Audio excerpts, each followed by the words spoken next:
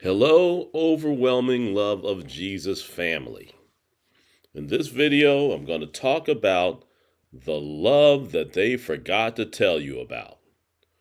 Now, that's a title that's perfect for this channel because that's exactly what the overwhelming love of Jesus is all about.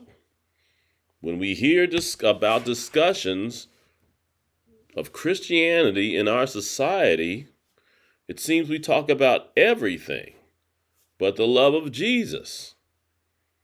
We see people and ethnicities and demographic groups attacked. We see people attacked for their sexual orientation, emphasizing flaws and shortcomings of all kinds.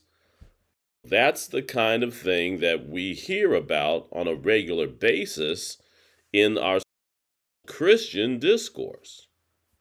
But they always seem to forget to talk about the love of Jesus.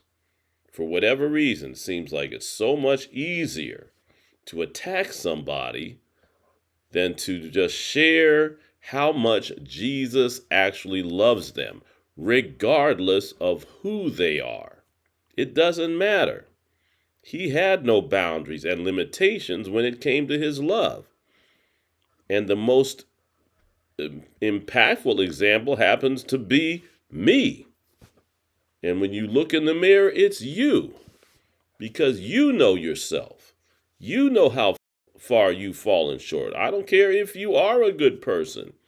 If in your eyes you seem perfect, because in the Bible it says we all have fallen short of the glory of God, and that our righteousness is like filthy rags.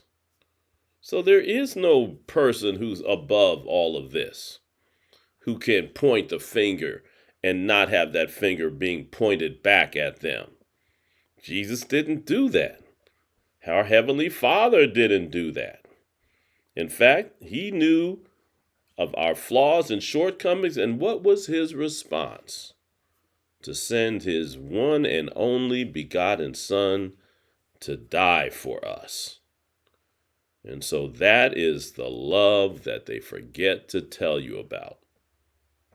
We hear people cite John 3:16, and that is absolutely true. For God so loved the world that he sent his only begotten Son, that he who believes in him might not perish, but have everlasting life.